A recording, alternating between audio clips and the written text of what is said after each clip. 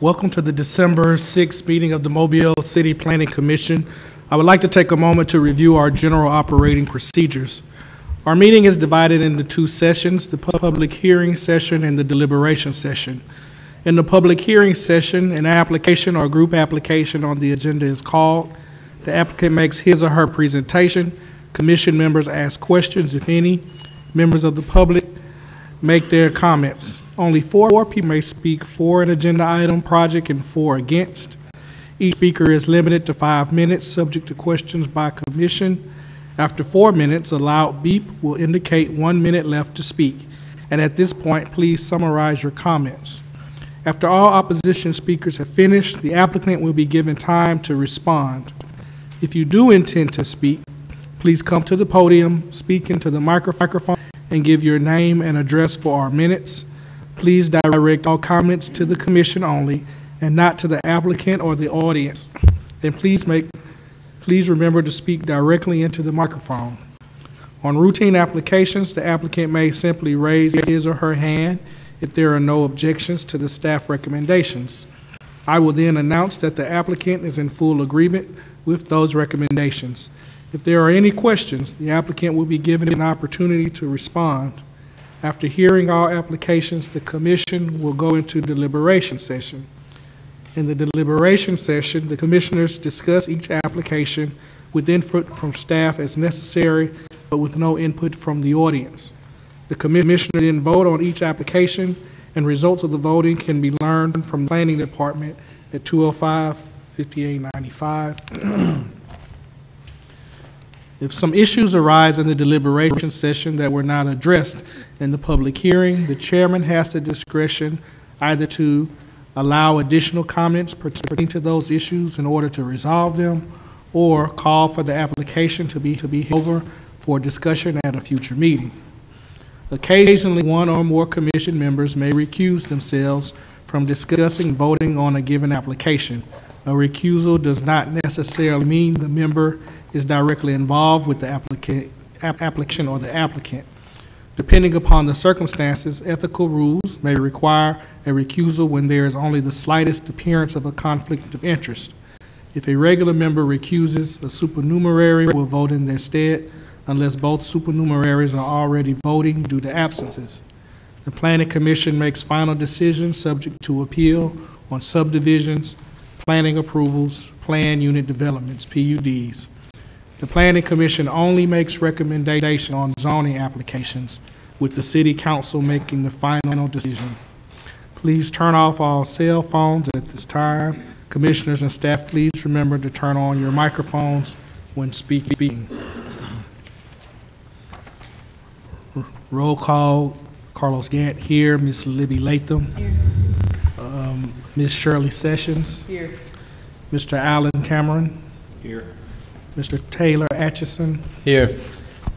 Mr. Nick Omberger, here. Ms. Bess Rich, here. Mr. Don Hembry, here. We have a quorum. We'll begin with our holders.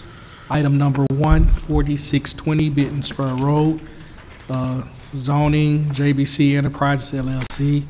Recommended for tentative approval is the Applicant present. Are you in agreement with staff recommendations? Applicant is present and in agreement. Is there anyone else here to speak for this? Anyone here to speak against?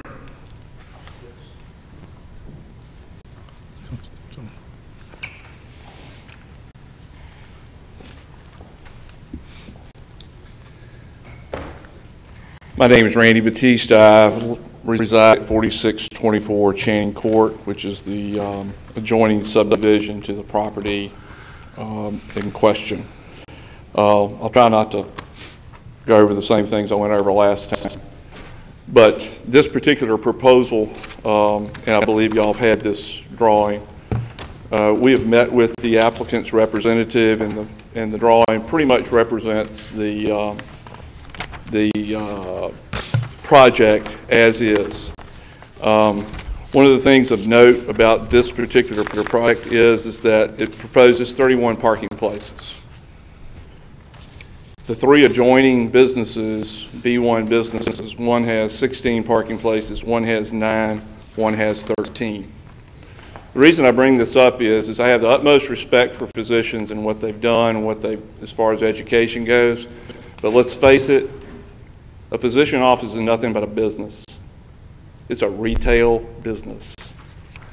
Cardiology practices are high volume businesses. They're not going to see 25 patients a day. They're going to see people that come in to see the doctor. They're going to come in for stress tests. They're going to come in for computer tests. They're going to come in for Coumadin checks. They're going to come in for a multitude of things in a physician practice. It's said that Dr. Citrin is a sole practitioner and he's the only one that's going to be there. Well, who knows? There may be a partner involved. There may be future partners. Volume may be increasing. In today's world, in physician practices, they don't necessarily add physicians, but they add nurse practitioners. Dr. Citrin adds a nurse practitioner, he can see 3 times the number of people. He adds a second nurse practitioner, he can see 10 times the number of people in his practice. One of the things that's really important to realize is that the way the plan is drawn up, the entrance and exits 50 feet away from the entrance and exit of our street. It's already difficult to get out with Mary B. Austin traffic and everything else during the way, but it's only going to be complicated even further. So one of the things is we don't agree with the rezoning for this property for this purpose because it is a high volume business. It's not something that operates from 8 till 5. There will be, most likely, as there are in other businesses along that same route, there'll be containers, trash containers that are emptied at 5:30 in the morning. There are suppliers that come in at different times. You have ambulance issues. If you've got someone who has a stress test in the middle of distress, there are going to be ambulances coming in. The proposal just meets the mayor minimum when it comes to landscaping, 12% landscaping, 6%, 6-foot privacy fence. That's not at all adequate to screen this property. It only takes one accident. The people coming through the cardiology practice are not necessarily the most well people in the world. One mix-up between an accelerator and a brake, and they're crashing through a 6-foot wooden fence in the back of Miss Picard's house, who's here, or across the sidewalk onto our street, hitting somebody on a bicycle. In addition to that, we actually don't believe in the rezoning is a good use for the property in total, whatever the business is. An example of this happens in 20 years. Dr. Citrin may practice there and make a beautiful building and everything else, but we have no idea what's going to happen 10 years or 15 or 20 years from now. I'll show you 2 examples. Food Pack on O'Shell Road, entrance into Spring Hill Country Club Village. I think there's an oak tree and a sign. That's the amount of landscaping that's there. Okay? That's an entrance to a subdivision. The Hilltop subdivision on O'Shell Road, they got a 75-year-old oak tree and some shell parking. So just because someone has to install the landscaping to meet a requirement doesn't mean it's going to stay that way. I'll probably be dead and gone and not have to worry about it but we have 20 and 30-year-old neighbors on our street with young children. It's just, we don't believe it's an appropriate use for the business. We have met with the applicant. We did not get a satisfactory response in that regard, and we don't think it's a proper use for the property. Thank you. Any questions? Nope. Thank you, sir. And Mr. Chairman, I'd like to point out that you do have an email regarding this on your desk.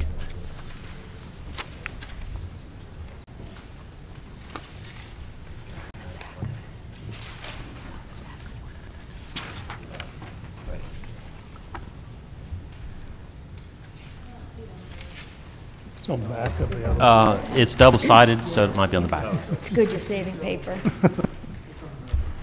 Save those trees.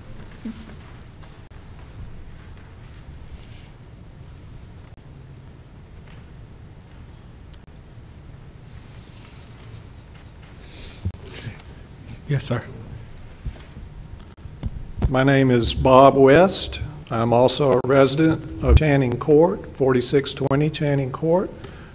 I'm almost directly across the street from this planned project. I'd like to say I agree completely with what Mr. Batiste just said.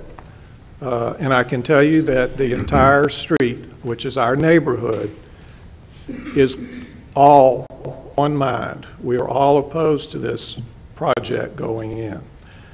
The noise, as he mentioned, is already a problem with the two businesses that abut this proposed area of land.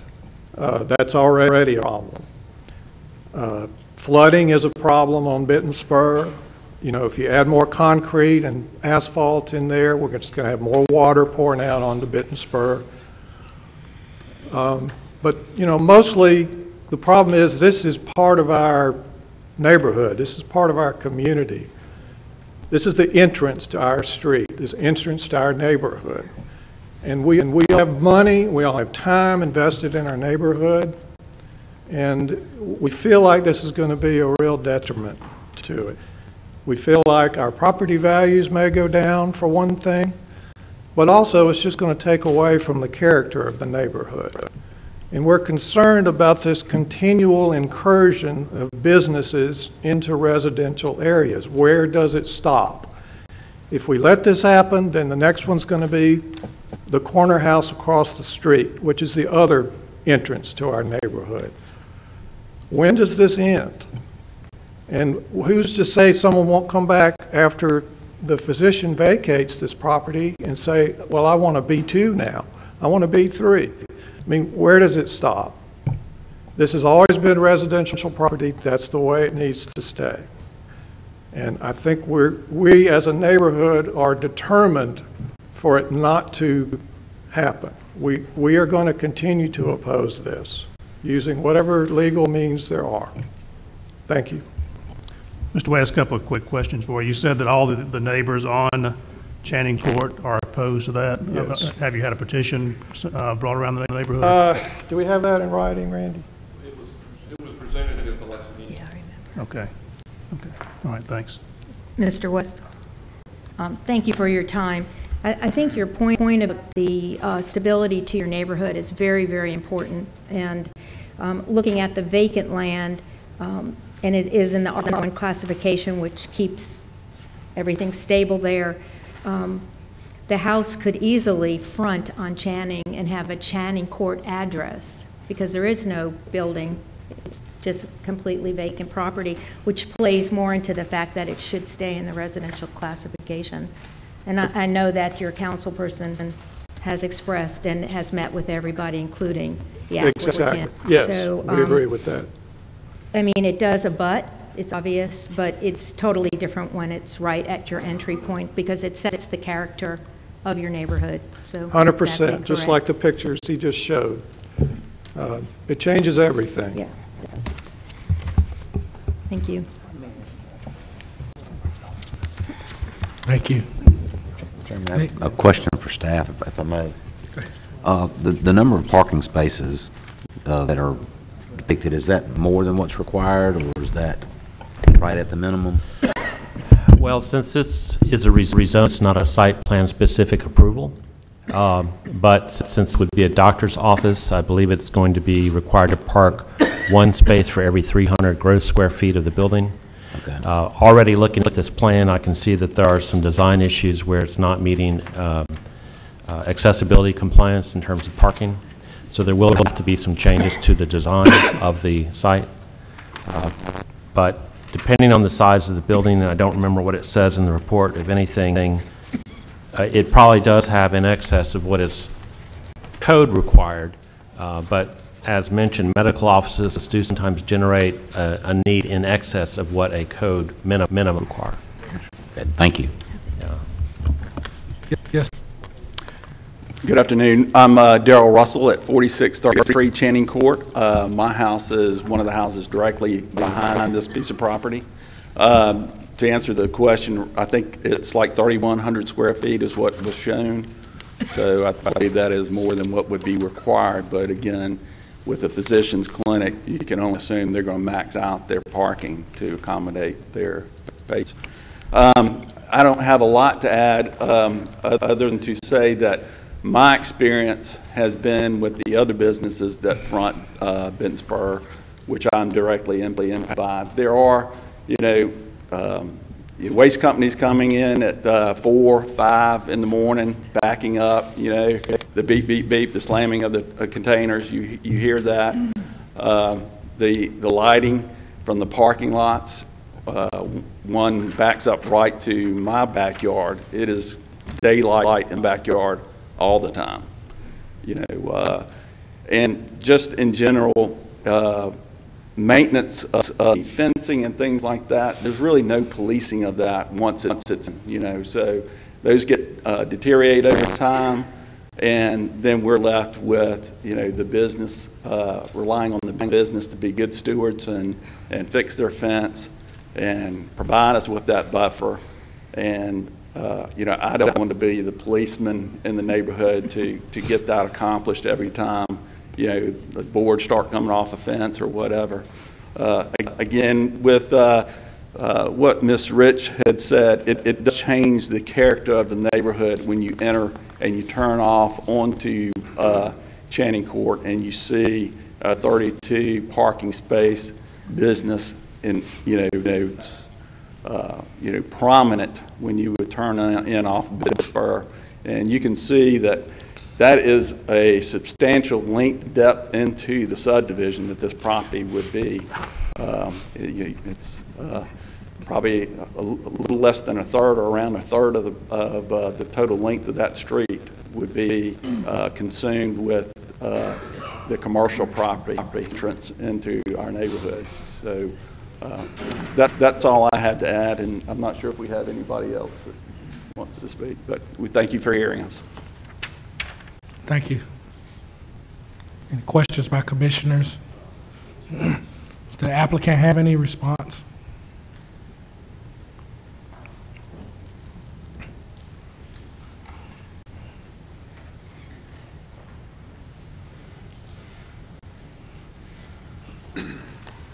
Yes, I'm Bobby McBride of the Rowe Engineering. We were hired by the client to prepare this application. We understand the concerns. At this point, we're just going for a zoning change, so there has not really been any substantial planning at this point. I believe the building to address the parking is about 3,000 square feet, which would indicate it has to have 30 spaces. We realize that there are some areas in the plan that need some tweaking, and that in the event that we're hired to do that, we'll take care of it. We are familiar with zoning and planning, so whatever we have to do at that point will be done. We also, from the last meeting, there was some conversation about possibly moving the building over to the other side, putting the parking on the west side to screen the parking a little bit more from the neighbors there, and that's always something that can be done. This plan is not written in stone. It's simply just a general plan, conceptual, to bring this before the board for zoning change. We'd be glad to work with the people around the neighborhood there to come up with a plan that's or can be acceptable to everyone. As far as any other requirements, landscaping, drainage, anything like that, the driveway, I believe, is about 50 feet in Channing Court. I think that is what is required. I believe it is 50 feet is what the minimum be. We could move it further away by moving the building around, shifting the building some. But in the event that it does get that far, if we are involved in the planning, we will adhere to all the city requirements and the zoning requirements and make sure that everything is met for the approval of the site plan. I believe at the last meeting, if I remember, the staff made this statement that a street like Channing Court is a good spot to break zoning when we're going with a change like this. And you know, I can't really speak to that, but I know that was brought up at the last meeting. You know, any other questions that I may ask? This is Mr. Joe Gerard. He's with Roberts Brothers representing the client. If you have any questions, we'd be glad to address them. Hi, I'm Joe Gerard with Roberts Brothers, and I wrote a letter, and I'm assuming you got a copy of the letter that I presented to. And in the letter, I outlined several things. One, of course, as a professional realtor, well, let me just read the letter that I just read the last paragraph. In my professional opinion, as a realtor, the property at 4620 Benton Spur is not desirable for a single-family home, which is zoned now R1. It's adjoined by schools, churches, commercial businesses, all kinds of things, and it's got a very heavily traveled area right in that Benton Spur with the school zone right across the street. A lot of traffic there already. When I made when Dr. Citrin made the purchase and decided to make the appeal for a zoning change, he really didn't expect any opposition because the neighbor next door has a very similar operation. There's a orthodontist next door that will provide the same kind of lighting that I heard the neighbors say. They have the same lighting. They have the same, exactly the same situation will exist in this particular property as exists in the neighboring property, which is very, as I said, very similar in what it does. It doesn't require a lot of ambulances and things of that sort. And I'm a patient of Dr. Citrin's. I can tell you that he mentioned that all the patients are old and have accidents when they drive in and out, and I can testify that that's probably not totally true. Anyway, thank you for allowing me to talk. Question for the applicant real quick. Just verify, I mean, it's R1 now, so y'all bought this property as R1. I'm sorry? You bought the property as R1. The current property has R1? Correct. You bought it as R1. Yes. Okay, just clarifying that. Yeah, the current lot is R1. Right. And you want to change it to B1. We want to change it to B1, I'm sorry, yeah. Okay, that's fine. I'm sorry. Just clarify. That's what came here. That's right. Staff, we didn't receive a copy of his letter, so. I have some copies if you look. I have. Yeah, I don't see a copy in what I have at my desk, and I don't know if there's a copy in the folder that you have.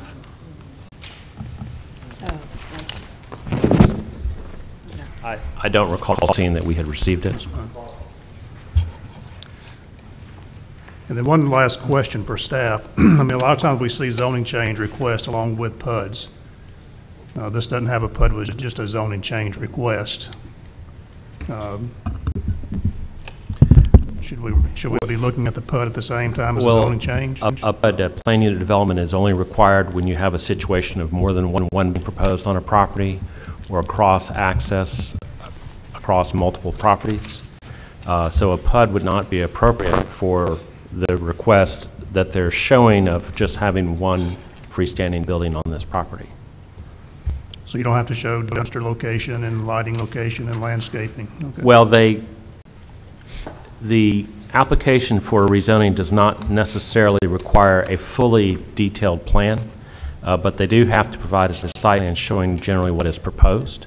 As I mentioned earlier, the site plan, as I'm looking at it, will have to advise to show compliant, accessible parking spaces. If they're going to have a dumpster, they're going to have to show where that will be and how it will be enclosed. But again, this is not a site plan specific application. Okay.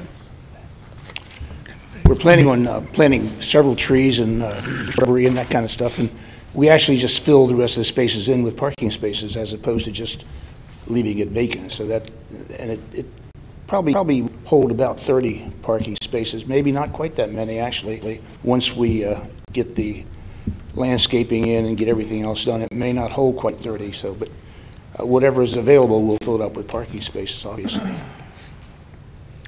I have a question for the engineering firm's representative. I know at this stage you're typically not looking at the hard. I'm sorry, I can't hear you. I'm sorry. I have a question for the engineer. the engineering representative. The drainage for this site, and I realize that a lot of times these site plans that we get are not fully developed, but certainly in a scenario like this where it looks like the site is being maximized, you know, you haven't accounted for a retention pond or retention structures there, would in theory reduce the number of spaces, which would the footprint of the building. Have y'all looked at that at all, and where the water goes and where it would go? Have you gotten in it? You know, we haven't at this point. Just haven't gotten into the actual design that deep yet. Of course, you know, in a case like this, where we have a certain number of spaces, if we run out of space, we can go to an underground system.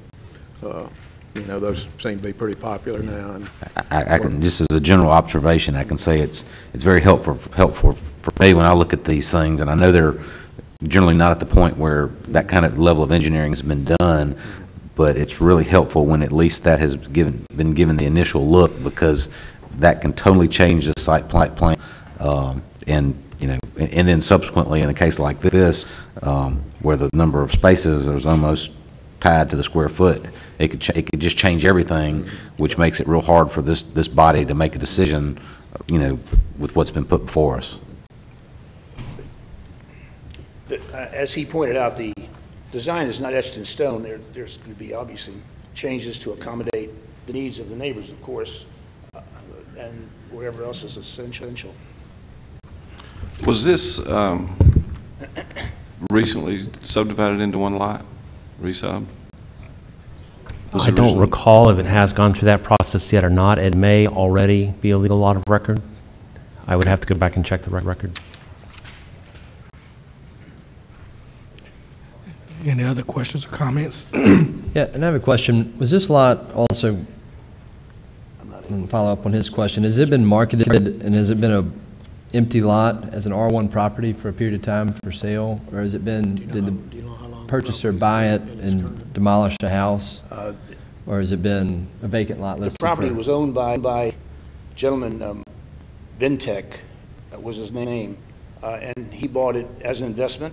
It was, they had a single-family home on it, which was in terrible shape, in total disarray, actually. Excuse me. And he raised the house, cleared the property, and put it back up for sale, anticipating it would go B1, because it certainly is not going to attract the kind of price that he was asking for it as a residential property. I mean, it's just not suitable for residential because of the, it's contiguous to all the other B1s and plus the traffic and other things. So he anticipated getting B1, and when Dr. Citron bought it, he didn't anticipate any reluctance. And you're not wrong. This isn't designed probably as a R1 lot anymore because of the growing of Benton Spur. But I certainly understand the neighbors as well in their residential area. We see this problem with dead-end cul-de-sac streets almost every meeting where there's looking to rezone the entry lots into commercial. And it's just a tough one. okay. I guess I have a question. The 31 or 32 parking spaces, does the applicant who is going to actually utilize the property give any understanding of how frequent those spots would change, as far as, it's not like an office where someone's coming in 8 to 5 and sitting tight. I would guess that at least 4-time turnover every day I would on think a patient that load right. at minimum. Yeah.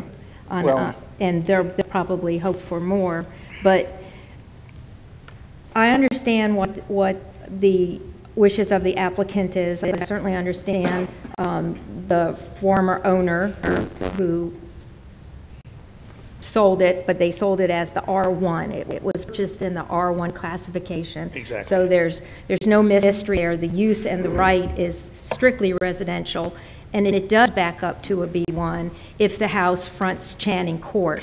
And by looking at that lot, they could get a very nice buffer from that B1, probably better than the neighbors that are already have that back up along Bitten Spur. Bitten Spur is a 2-lane street. It's very trafficked.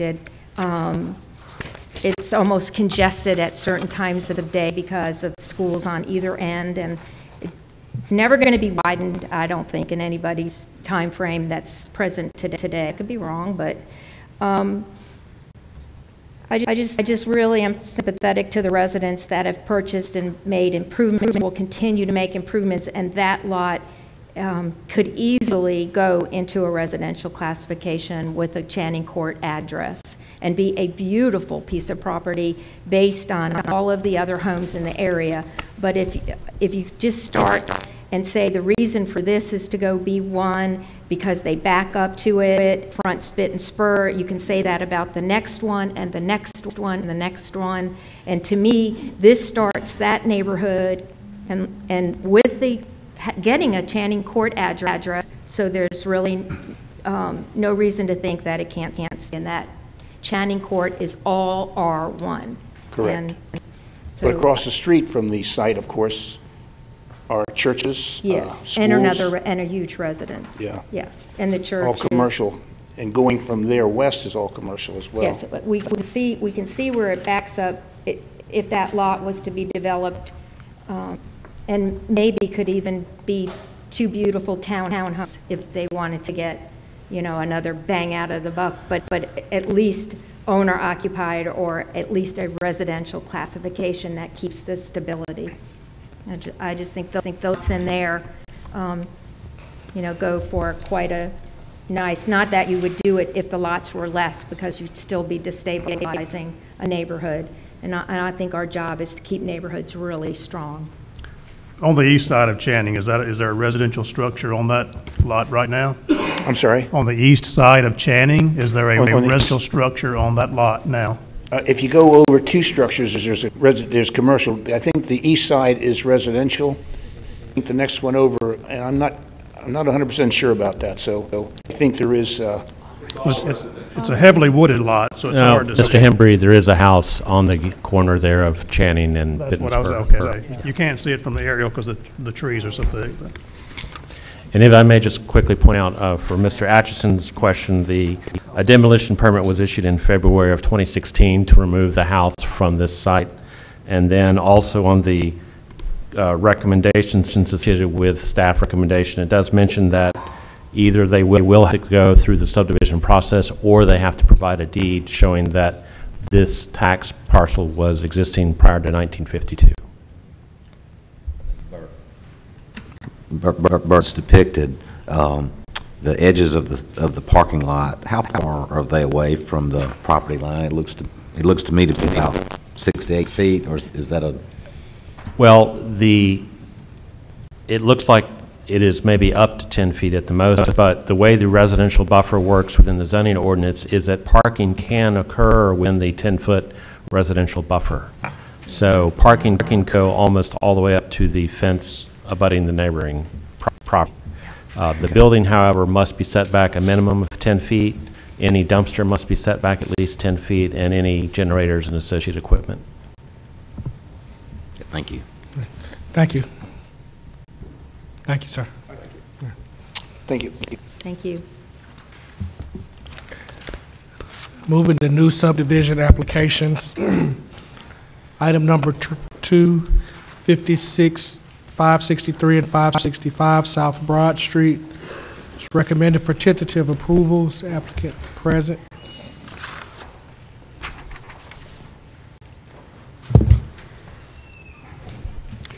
Gary Burrow, Bird Surveying Company, for the owner. Where'd it go? I got one.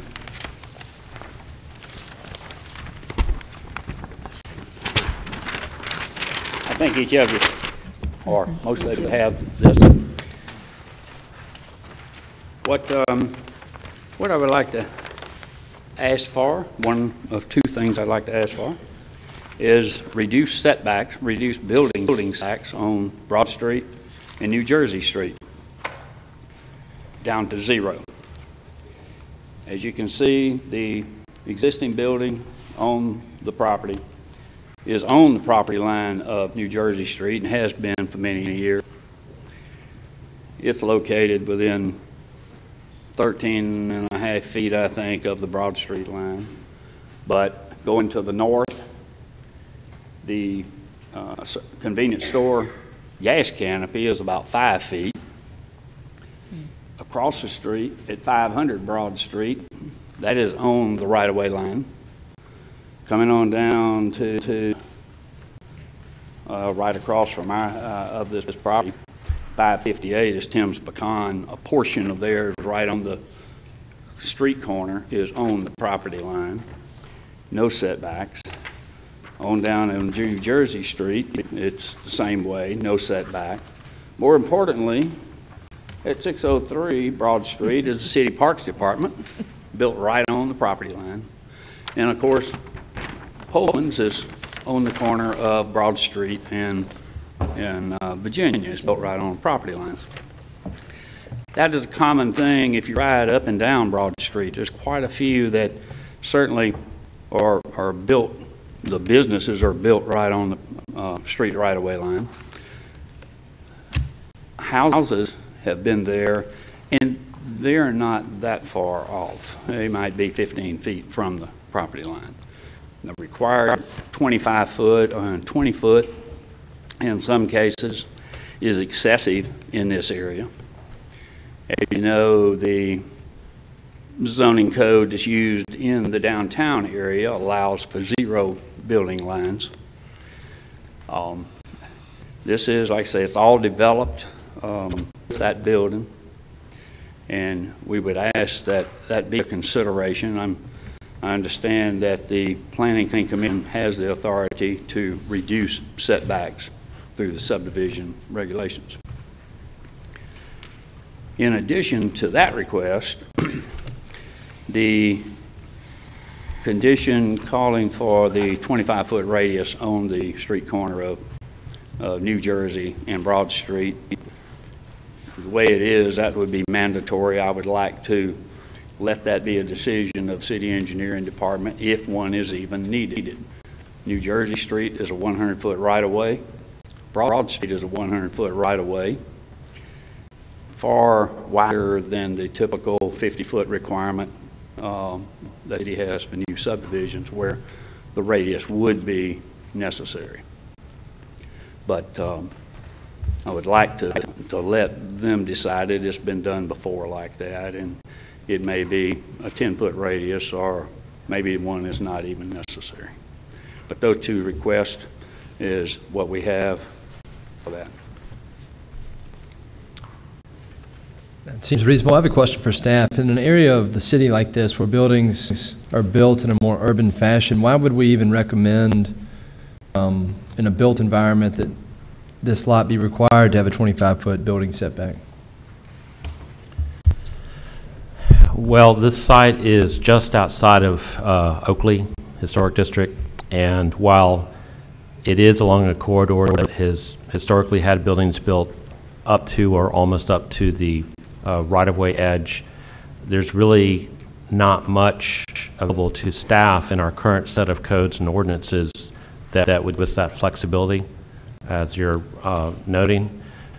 We have met with the person looking at this property to renovate it.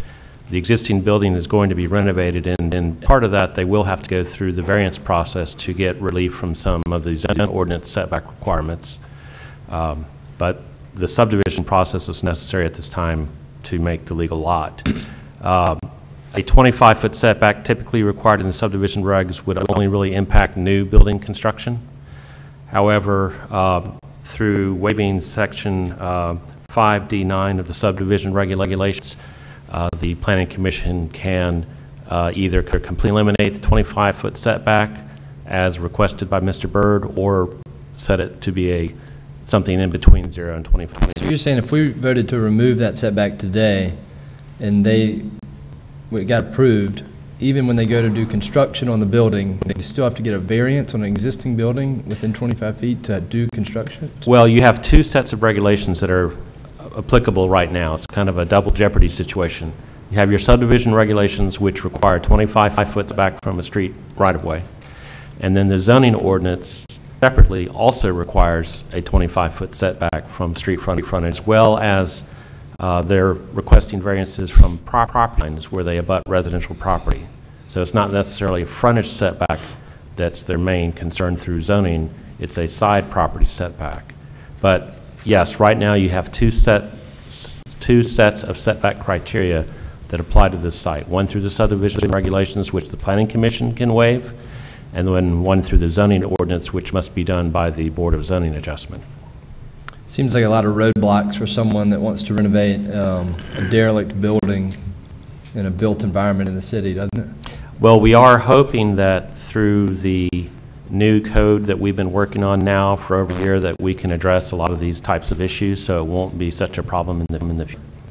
The only thing I will say about setback is that there are some large live oak trees in the right-of-way on this property, and that you may want to, if you're leaning towards waiving any setback requirement, we just want you to note that, or be aware of that, work around these trees might require coordination with the arborist.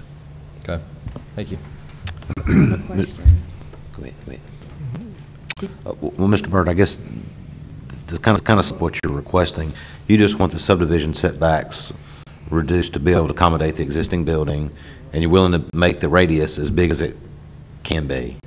I mean, I guess your two simple requests, the street radius on New Jersey, you'll make that as big as it can be, but you don't believe it can be made 25 feet and sit that's correct. without impacting the building. Right. And the building right now currently would sit inside of the 25-foot setback. So really, you're just asking for the building to be able to be there and be there legally today. Plus, possibly facade improvements on the Broad Street side. That building's located a little over 13 feet at this point from Broad Street. Right. I don't know, foot and a half or something into, or a little closer over to Broad Street. So the setbacks you're asking for Yeah. to accommodate the existing Yeah. building and whatever its minor improvements might be to Right. entranceways and such stuff as that. We need to do that, yes. Okay, thank you. So again, this is just strictly for the existing buildings and not future buildings. I don't know. Of course, Right. For both, but, right. right. We'd like to do that. I don't know, possibly something would be built in the future. Possibly the new zoning ordinance would allow for that anyway. But if you have more than one structure, you're going to have a PUD. Right. I have a question. It probably needs to go to traffic engineering, but does the Tiger Grant have any play on this? And I'm not even sure where on Broad Street that application. This is a part of the future phase of a Tiger project, but they are working within the existing right-of-way. So the setback shouldn't be an issue. The lots that he had noted that have buildings right on the setback, the project is considering that and moving the sidewalk away from the doorway so there's room for the doorways to open. So this, since the building's not changing, he's just talking about facades, it won't have any impact on what the Tiger project is doing.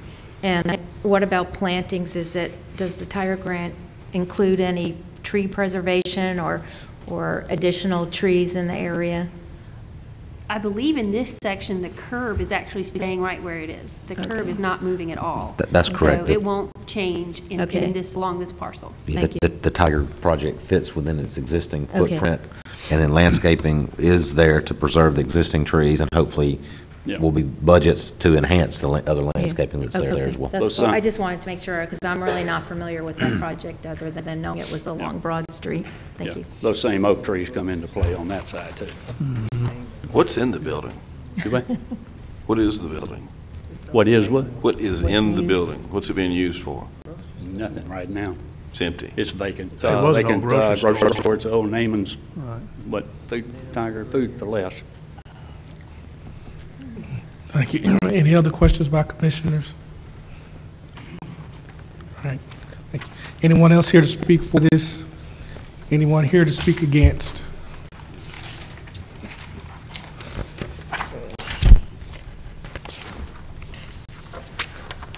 Item number 3, 15 Gladys Avenue, Sadler subdivision, recommended for approval. Is the applicant present? Brett Orrell with Poly Surveying. We are in agreement with all of staff's recommendations. The only one we'd like to look at is going to be item number 2 in regards to curb cuts. This was the piece where the residence currently sits as a legal lot.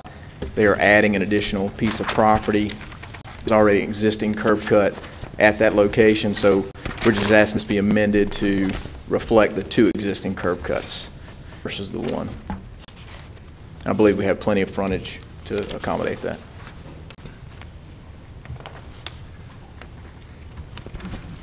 Staff okay with that? I mean, that makes sense to me in that neighborhood.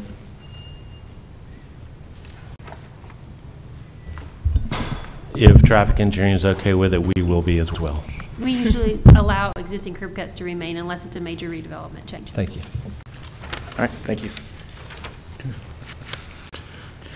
Anyone else here to speak for this? Anyone here to speak against? Thank you. Item number 4, 2339 and 2343 Dolphin Island Parkway, Kelly Trust subdivision, recommended for tentative approval. Jerry Bird, Bird Surveying Company. The requirement for widening on Lot B, Lot Pillins Lane, I would ask that be waived. As soon as I get this stuff opened up, I'll give you a scale on this. In 1990, a subdivision was recorded at the north end of Pillins Lane, which was on this area right here. 2 lots, one here, one here. In 2010, the north 237 feet roughly of Pillins Lane was vacated by the city. So now it ends here 352 feet from Dolphin Island Parkway. In 2015, Wright Transportation subdivision, but this is the copy of the subdivision plat, was recorded, and before this planning commission, no requirement for widening on Pillins Lane. It's a 30-foot right-of-way that has aggregate surface on it. That's it. Now, yes, 10-foot widening strip was asked for on this subdivision in 1990, but in the current request, getting a little bit larger plat and more detailed of it, this same color scheme, there's a building here that is 9.8 feet from the property line. 10-foot widening would go through the building. They didn't ask for it on this lot. They jumped back and asked for it here, plus 25-foot setback, or 20 possibly, 20. Here again, I don't think the 10-foot widening strip is really necessary. They didn't think it was necessary in 2015. I would like to ask for reduced setback on Lot A for 9 feet, 9.5 feet, something to miss the building. And we could do 20 or, yeah, I've asked 20 feet on Lot B along Pillins, which is allowed under the zoning code. 25 feet staying on Dolphin Island Parkway and Rosedale Road. Mr. Bird, on lot, that's item 2, referring to Lot A, the condition says 45 feet, but you're asking for how many feet? From the center line, let's see, 15 and 9, 24 foot from the center line, building setback. All right, and then on Lot B, it shows a 20-foot minimum building setback. It's hard to say what the center line is because it has widening on one side and it doesn't have it on the other side, but if you were to use that line, it would be, up here, 15 plus the 20-foot, 35-foot on Lot B. I think, actually, Mr. Henry, we would be looking at it just 20-foot setback on Lot B along its current boundary on Pillins. And then for Lot A, where it abuts Pillins, he's requesting just a 9-foot building setback. As opposed to 45.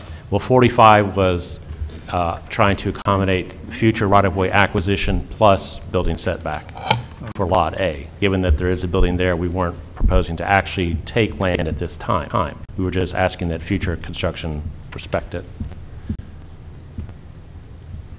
I would comment that perhaps Mr. Byrd could see if all the abutting property owners to Pillins Lane have any interest in vacating the remainder of it so that the city has no responsibility for maintenance. I have asked my client, who's an attorney for a gentleman that lives out of state, he was going forward with that. Of course, they would like to sell the property fairly quickly. Vacation, I know, would probably take 6 months, 4 months maybe, I don't know. I don't think there was really a large problem with vacating it and becoming owner of it if it were quicker. Now, who knows, it may not sell. But I haven't heard back from my client yet. The summary of your request, Lot A to have a 9-foot setback along Pillins, and Lot B to have a 20-foot setback along Pillins? That's correct. Okay. And like I say, that road is just 350 feet long now and goes to nowhere. They should get a vacation. The city doesn't have the money to improve that road. No. That's why. It's not on the pavement. No, it definitely needs to be vacated. I mean, Yeah. the staff didn't even put the name of the street. It's not Yeah. showing up anywhere. That's right. And could we talk about that as planning commission? We can't make an application. No, that's what I had just suggested to Ms. Byrd, is that he contact Wright Transportation, which I believe That's owns the red, the whatever red truck plus is. the other 2 properties north of this site. So Wright Transportation owns 3 of the properties, and then we have the site that we're looking at today. I had suggested to him that he just look at considering having them grouped together to vacate what's left of Pillins. Yeah. And I don't know. I know that going by the tax records that's on GIS, the property to the west of Pillins that ownership is an LLC. They also own the storage building that's to our north. I don't know. Maybe they're interested in buying this property and bulldozing, and they'll own it all, and they'll want it vacated. But I think there's been a How sale do they sign. get to their property? Ma'am? How does that storage, those 2 storage buildings behind this lot get to their property? They drive up Pillins Lane to They that go first Pillins one. Lane. Oh, I And then, see. of course, it goes straight into the property at the river. Are there other questions by commissioners? Jeez. Anyone else here to speak for this? Anyone here to speak against? Thank you.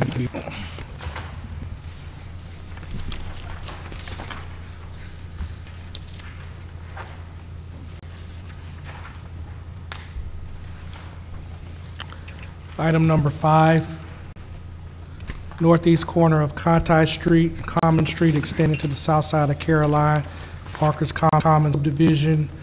It's recommended for denial. The applicant present. Good afternoon.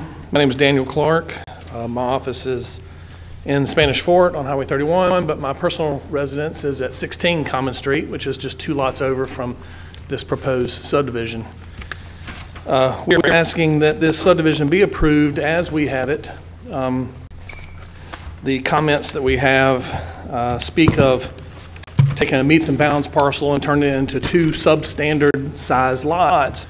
But in truth, these are already 2 lots. This is lot 1 and 2 of plat number 7, deed book 70 new series, very, very old. I think it's 1892, but they are 2 legal lots of record. They just happen to be orientated to the north.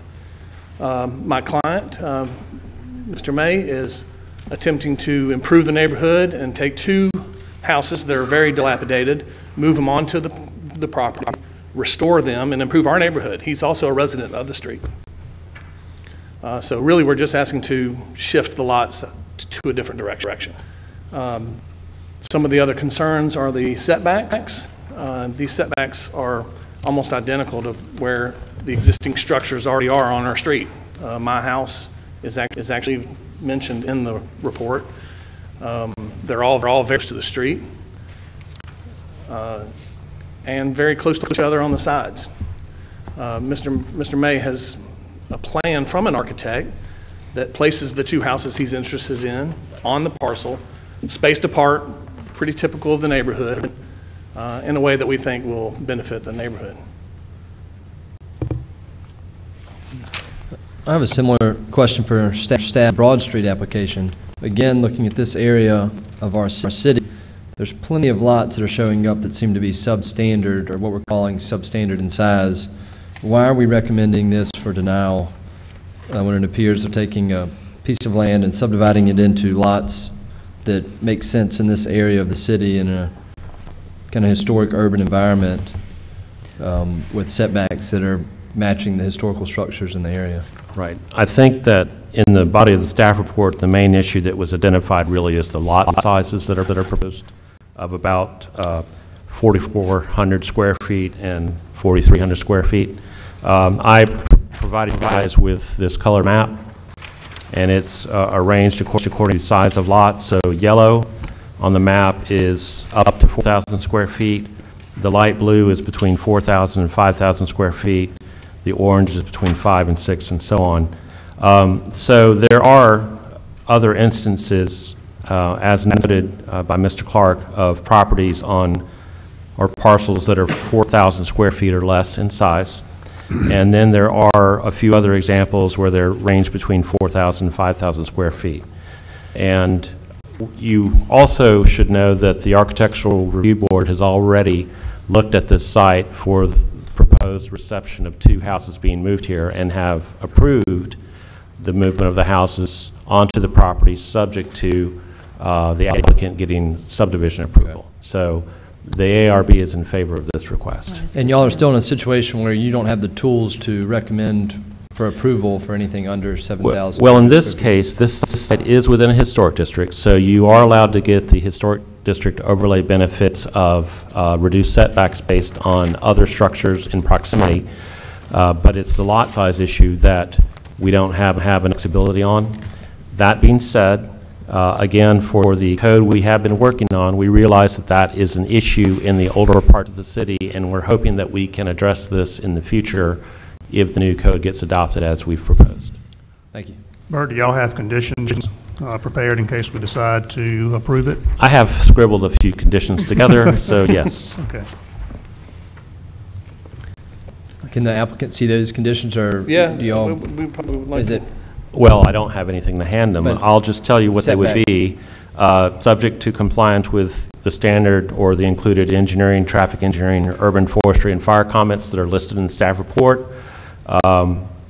Placement of a note regarding any easements, and then setbacks for the property to be depicted to reflect the historic district overlay. And then, of course, waiving section 5B2 for the 7,200 square foot minimum lot size. There are two engineering comments that we'd like to address. The first one is D, the 25-foot corner lot radius that they want. These lots will have a very short frontage, and if we take 25 feet out, we'll lose a good portion of the lot. And also dedication to increase the right-of-way to 50 feet. It is currently only a couple of feet short of that from center line of the road, which would be where the requirement would come from. We don't feel that Common Street is ever going to be a standard size road. Like I said, I've spent a lot of money and time on my house to make sure it doesn't go anywhere, so they're not getting any, I'm not going to give up the front of my property. And so we don't see where that would benefit anybody by taking that or taking these turnouts. One corner of the property had the southeast corner had a roundabout in the middle of it. They did recently remove that when they did sewer work, but it's a very large intersection. I think there's no problem getting through there. So additional turnouts, which I think have been avoided in some other downtown and midtown areas where these things were all done at 90-degree corners and not no turnouts. So that's number D and, letter D and. I don't know where the. Where did you get that? The right-of-way dedication issue was not listed as part of the engineering comments. It was mentioned by staff in the report. Okay. And so. Okay. So that's a non-issue. I believe everything's pretty established there. It would be hard to ever get that full right-of-way anyway, so. Are you agreeable with the conditions that Byrd has listed out? The setbacks, we do have a site, kind of a site plan with an architect that has placed these two houses, which are placed pretty nicely on the lot. I'm not sure I know what those setbacks would be. The architect, Mr. Curley, has already prepared a drawing showing that they can meet HODO setbacks. So they are aware of that. It's a non-issue. It's a non-issue, that's correct. Okay. Right. With regards to the architect's layout, does it address sidewalks along the right-of-way? Because then that's typically that 50-foot right-of-way. The reason typically for that is to accommodate sidewalks. I know this area. There are sidewalks around the parcel, except for, no, all three sides. That fit within the reduced 50-foot, with a less than 50-foot right-of-way? Yes, they're already there. Very good.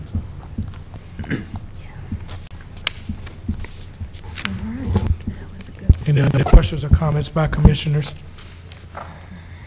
Thank you. Anyone else here to speak for this?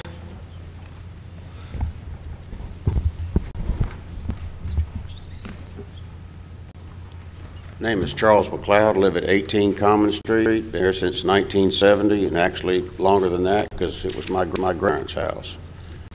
And to prove there was a house there, I've got a picture of my grandfather sitting on the back steps, and the house is next door. It was tore down when I was about 18 years old, so I remember the house. And I was told there was another house that burned next to it around 1915. I don't understand all these setbacks, all this stuff.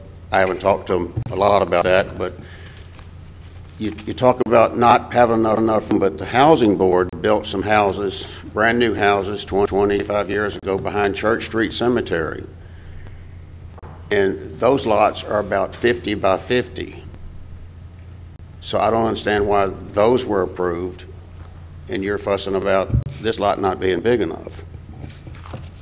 Is this? Well, I don't think we can speak to exactly how those were approved, but if you're listening, I think we're making the adjustments to allow for these lots, and we are doing a massive code overhaul of the whole system to kind of help us where we aren't recommending things like this for denial in the future. So we're trying to work on that. This house, my house is about 5, maybe 6 feet from the sidewalk, and which is on this. Well, runs parallel to the vacant lot where this house is going to be built. The house that was there before, I think, sat closer to the sidewalk than my house did. I'm aware. I grew up a half block away. Well, it was probably tore down before you were born. But I agree with you. We want these houses up on the street like they are intended, and we're working to do that. Thank you. Thank you, sir. Anyone else here speak for this? Anyone here to speak against? Thank you. Item number 6, due planning approval applications, 571 Woodford Street, David Schumer. It's recommended for approval. Show Atchison recused. Is the applicant present? Are you in agreement with staff recommendations? Yes. Applicant is present and in agreement. Is there anyone else here to speak for this? Anyone here to speak against? Right. Item number, new group app. I'm sorry, I didn't see you, sir. Come.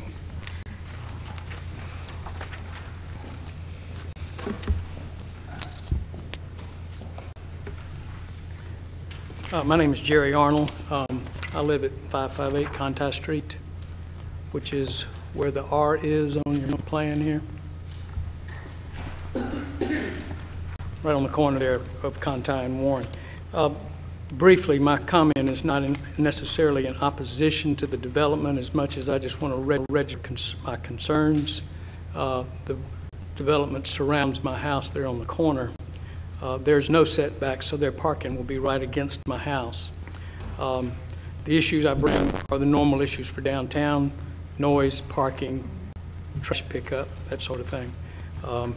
The Planning Commission report, planning staff report says property be developed in compliance with state and local laws, and if that's the case, I'm happy. However, just to you might say, set a precedent here for later. You know, I've lived downtown for 20 years and worked downtown for 60 years, and these same issues are always causing problems. I have spoke with Matt, and he tells me it's going to be an upscale atmosphere, quiet, friendly. But after happy hour and 3 gin and tonics, we'll see. So I don't want wiffle balls bouncing off my windows and picking up more trash out of the front area of my house. So I just wanted to, you might say, register these issues now, as I have been advised to do. So in the future, if my security cameras indicate something else is going on that shouldn't be, we'll see. I'm planning on improving my property. I don't know if y'all are familiar with the place there, but I hesitate now because if it's going to be surrounded more closely than it already is, it'll change my plans. Thank you. Thank you. Thank you, sir. Can I ask a question of staff? When there was a lot of sensitivity about keeping those kind of late night uses, clubs or bars or whatever, lounge, it was to keep the patron number down. So this is asking to go above that particular stat at this point, right? Right. Okay. When the downtown regulations were adopted, they required in most districts that if you wish to go over 100-person occupancy in a club or restaurant, you have to go through this planning commission process. Right. When you say to meet all kinds of codes, is there any code that deals with noise abatement within the club? That would have to be... It would only be the standard noise requirements that the city has in the other parts of the city code. I see. Because you do have I mean, it's a chicken and egg, who was there first, and, you know, trying to make the downtown vital, but from a council standpoint, we get a lot of people that come down and talk about the noise and what that does to their schedules, being homeowners. So is there anything that we can do as a planning commission to ensure that there is no that there's soundproofing? When we were dealing with another site further to the east on Dauphin Street, where they were looking at having a music/entertainment venue, there was a lot of concern about noise and how the building would be sound insulated so that it would not impact adjacent residential uses. And that applicant did try to assuage concerns by talking to a sound engineer and providing some details about how the windows would be additionally insulated with non-intrusive window inserts. But ultimately, that type of use didn't fly. Plus, though, in that case, the occupant load was much larger at, I think, over 500 people. Okay. Yes. What about curtailing any outside activity on the property? Because that's also a real problem. When you mentioned the wiffle ball, believe it or not, that's really come to our attention. One of the venues down has contests, and it's very popular, but it's very disruptive. So is there, I don't know what you can do on this kind of application. It is a planning approval. They don't have a right to do this without, going through, and how do you make it fit? Well, in this case, where the planning approval is specifically to address the number of people. Right. If they had less than 100, then the use would be allowed by right. Correct. They are proposing a patio area that would be along Warren Street next to the addition, which is for, I believe, some kitchen and restroom associated improvements for the building. But,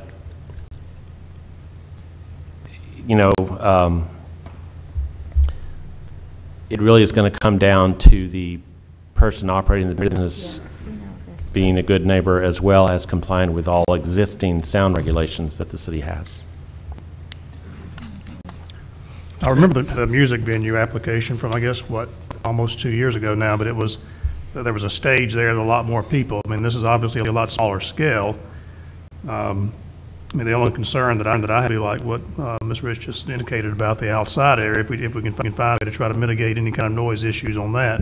Now, you said that front's on the Warren Street side, is that right? Yes. And what's directly across the street from the property on Warren Street? Is that Wenzel's. residential?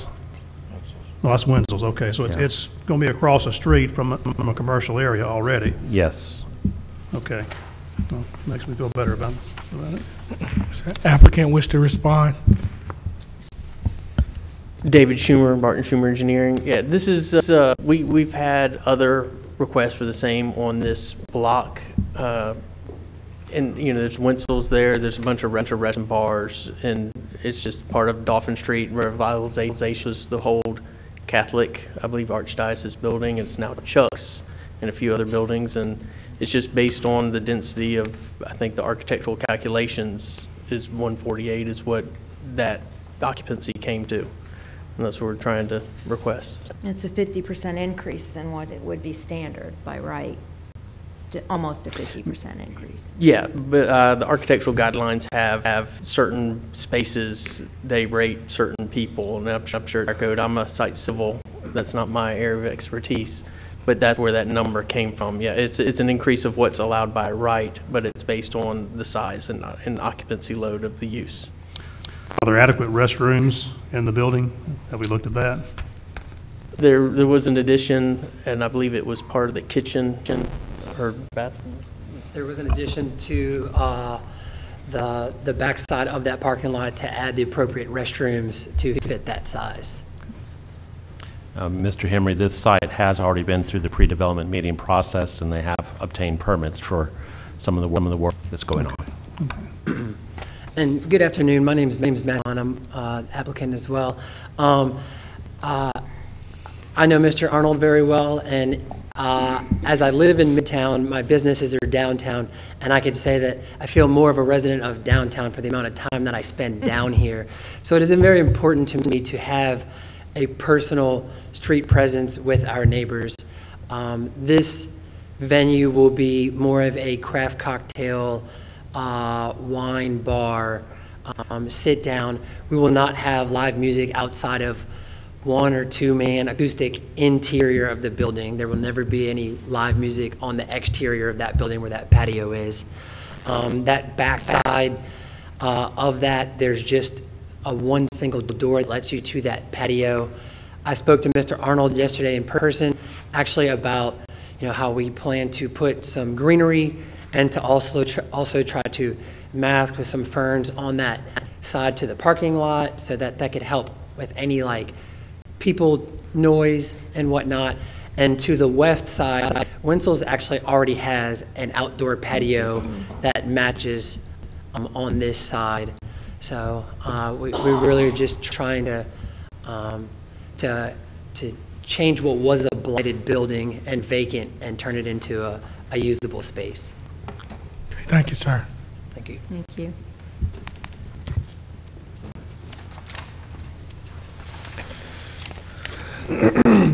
New group applications. Item number 7, 5560 Todd Acres Drive, subdivision application and zoning, both recommended for approval. Is the applicant present? Are you in agreement with staff recommendations? Applicant is present and in agreement. Is there anyone else here to speak for this? Anyone here to speak against? Thank you. Item number 8, 1564, 68 Hertel Street. It's recommended for holdover till January 3rd. The applicant present. Are you in agreement with the holdover? Okay. Applicant is present and in agreement with the holdover. It most likely will be granted. However, anyone else here to speak for or against this is allowed to do so at this time, but you will get the opportunity to speak at the January 3rd meeting when we'll actually hear application. Ma'am? Yes, ma'am. My name is Geraldine Rushing London, and my address is 1169 Heron Lake Circle, Mobile 36693. With this application, they're also asking for the zoning to be changed at 1577 Forest Street. And that property backs up to the property that I own at 1575 Van Dorn Street. So to change that from residential R1 to B1 would adversely affect my property. So I'm asking that this application be denied because you would be changing the face of the neighborhood. And once you change it to B1, that opens the door for something else coming in. So I'm respectfully asking that that request be denied. Yes, ma'am. We won't have a vote on that today, so I just want to make you aware of that. That'll be discussed at the January 3rd meeting. January 3rd? Yes, ma'am. Okay. Also, though, this application, I have the zoning map behind you on the screen. This is the entire property that's being considered, and they're actually planning to rezone all the property from R1 and B2 here along Hertel to be all R1. And that is why then a planning approval application is part of this request to allow a church in a residential district. So they're actually proposing to downzone this entire property into one single-family residential district, so, and then request special approval for a church to be there. They're not asking for commercial. Okay, I'm confused. Ms. Linda, would a residential zone, would that hurt you? Well, I guess, again, I was concerned about the bid going to B1 and what could come in. It's not, like you said, the part in white is R1, part in gold is B2, and you're going to make it all R1. Okay. Not B1. And a church would be allowed with planning approval. So they're keeping the church, correct? Right. Yes. Then it would be, what would happen to the property that backs up to my property? Well, they're primarily coming in to convert this residential structure into a portion of their daycare facility. They already provide daycare services within part of the building. They now wish to expand and provide some daycare activity in the residential building behind it. And then to the, on the eastern part of the property, they have acquired the two commercial buildings that you see on this aerial photo, but these two buildings have been demolished since this photo was taken. And I think the plan they have provided, which is on this next slide, they're not showing any proposed use at this time of where the two commercial buildings were on the property. It may be that they'll use it for parking, but they haven't clearly indicated it on this plan. And so, can you go back to the R1 that you're saying they're using that as their daycare center today? No, they're requesting, as part of this application, is to request permission to begin to use this as a daycare facility. They will have to do some improvements to the building, but they have to go through this process in order to get approval before they can get any building permits. Okay, so it's going to be on. But it would be considered an approval on an R1 lot? Yes. Okay. It's all part of It's a church daycare, yes, which is all grouped together in this case. And why are we holding it over? Are we missing information? Oh, we need more information, actually, because of its planning approval. We need information about the occupancy of the church, how many pew seats they have, so we can determine if they have sufficient parking. Parking for this entire property would be based on the sanctuary size, and we will make sure that we have that information. Ms. London, will you feel comfortable reaching out to your neighbor, the church facility, so that you can understand better what planning? I will if I have some information. I don't know who they are. Find them. Okay. Does the staff have? There he is, right there. Or if they're present, if they want to identify themselves? Raise your hand, she knows who you are. Yeah. Okay. I Thank think you that's so much. probably best. And then the commission's not going to vote today, Okay. according to what I'm hearing. All right, thank you so much. Anyone else speak for or against this? Keep it in mind that you'll have the opportunity at the January 3rd meeting. Thank you. Item number 9, Gulf Coast Auto Subdivision, 1445, 1525, and 1533 East I-65 Service Road. Subdivision planning and are both recommended for approval. The sidewalk waiver is recommended for denial. Is the applicant present? Are you in agreement with staff recommendations? Applicant is present and in agreement. Is there anyone else here to speak for this? Anyone here to speak against? Thank you.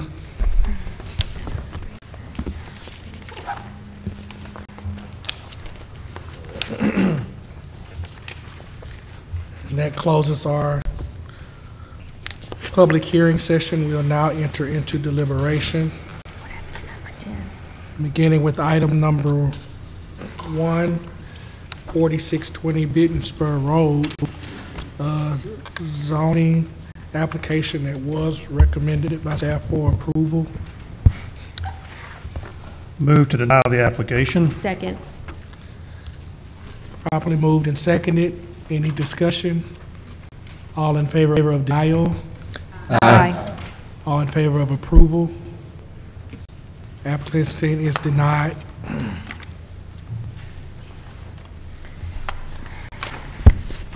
New subdivision applications. Item number 2, Broad Street Restoration Subdivision. It's recommended for approval. Is there a motion? Move to approve subject to staff recommendations with reduced backs on New Jersey Street and note about the decision of the radius to be approved by the city and traffic engineering departments. Second. And is that back to be 0? 0. 0. Okay. Properly moved and seconded. Any discussion? All in favor? Aye. Aye. Opposed? Item passes. Item number 3, 15 Gladys Avenue, Sadler Subdivision. It's recommended for approval. Is there a motion? I'll move to approve striking number 2 and allowing all existing curb cuts. Properly moved and seconded. Any discussion? All in favor? Aye. Opposes? Item passes. Item number 4, 2339, 2343 Dolphin Island Parkway. This item was recommended for tentative approval. Is there a motion? Move to approve subject to staff recommendations with revisions to the notes to reflect Lot A having a 9-foot setback along Pillins Street and Lot B having a 20-foot setback along Pillins. Second. Properly moved and seconded. Any further discussion? All in favor? Aye. Opposed? Item passes. Item number 5, southwest corner of Conti Street and Common Street, Parker's Common Subdivision. It was recommended for denial, but is there a motion? I'd like to make a motion to approve accepting staff's adjusted comments, striking engineering comment D. Properly moved and seconded. Any discussion? All in favor? Aye. Opposed? Item passes. New planning approval applications. Item number 6571 Dolphin Street, David Schumer. Applicant is recommended for tentative approval. Is there a motion? Second. Properly moved and seconded. Any discussion? Yes. This is, this is the venue with the patio, but the applicant has stated there will be no outside activity or music. Is there anything we can say about that as part of this planning approval to prohibit that? That would be under the purview of the Planning Commission, yes. If you want to say... I think you represented there be no outside music. Yes. I think that was clear by the applicant, so it could become a condition then of the planning Yes, approval. you could say I'd no like live to or no recommend that. Add that into the motion. Yes, as a motion. It'd have to be added into the existing motion, wouldn't it? Yes, the Yes. person who So made you it made has the to first motion? accept it. I'd like to amend Ms. Rich's motion to say outside live music, not any music. So they could have a DJ with a, it's either outside music venue or, because there's ways other, Some bars and restaurants downtown do have speakers outside that play music onto the sidewalk. right, but he said that there would be no outside musical venue that would preclude that, I would I think. think it's- Either I- a live band or any But- kind of music piped out is one and the But same. I believe his intent was a live band. I don't think he intended to band be able to pump ambiance music outside. Which can be controlled with volumes. Whatever. He's not here. But it's up to the, Just say stereo music. I don't know how to, that's why, ambient music. You could have elevator music, and that's it. I mean,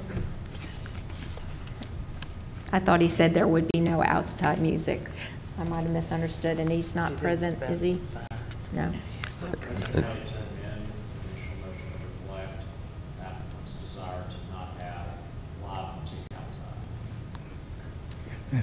is there a motion for that? Can you repeat that? I couldn't hear what he said. Live music.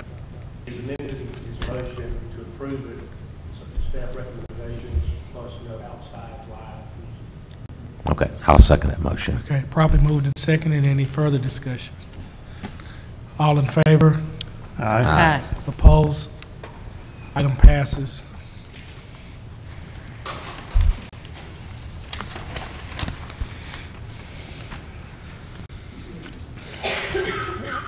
Item number 7, group applications, 5560 Todd Acres Drive, Todd Acres Industrial Subdivision.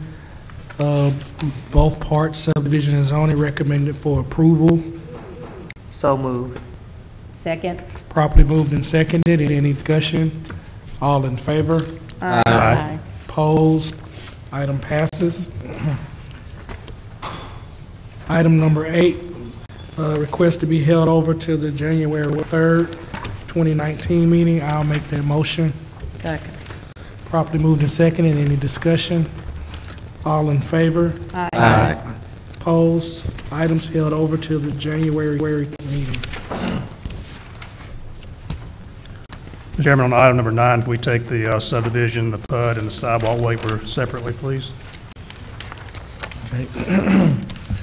Item number 9, 1445, 1525, 1533, East I-65 Service Road, Gulf Coast Auto Subdivision. Item A is recommended for tentative approval. Is there a motion? So moved. Second. Properly moved and seconded. All in favor of the subdivision? Aye. Opposed? Item passes.